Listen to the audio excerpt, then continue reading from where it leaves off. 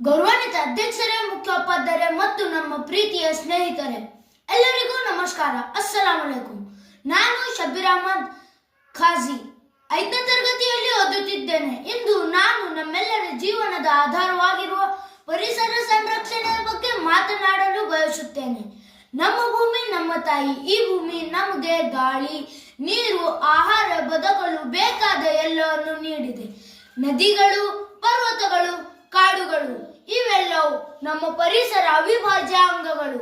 ಪರಿಸರ ಚೆನ್ನಾಗಿದ್ದರೆ ಮಾತ್ರ ನಾವು ಚೆನ್ನಾಗಿರಲು ಸಾಧ್ಯ.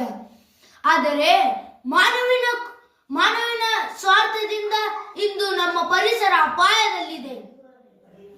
ವಾಯು ಮಾಲಿನ್ಯ ಹೆಚ್ಚುತ್ತಿದೆ. ನೀರಿನ ಮೂಲಗಳನ್ನು ಕಲುಷಿತಗೊಳ್ಳುತ್ತಿವೆ. ಕಾಡುಗಳು ನಾಶವಾಗುತ್ತಿವೆ.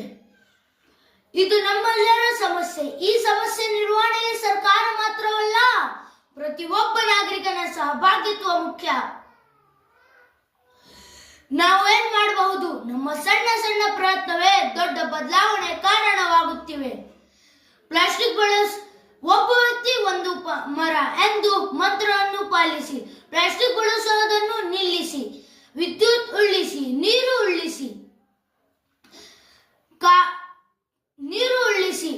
ತ್ಯಾಜ್ಯ ಕಡಿಮೆ ಮಾಡಿ. ಸ್ನೇಹಿತರೆ, ಪರಿಸರವನ್ನು ಉಳಿಸುವುದೆಂದರೆ ನಮ್ಮ ಭವಿಷ್ಯವನ್ನು ಉಳಿಸುವುದರ್ಥ. ಬನ್ನಿ, ಇಂದಿನಿಂದಲೇ ನಮ್ಮ ಪರಿಸರ ಸ್ನೇಹಿ ಜೀವನ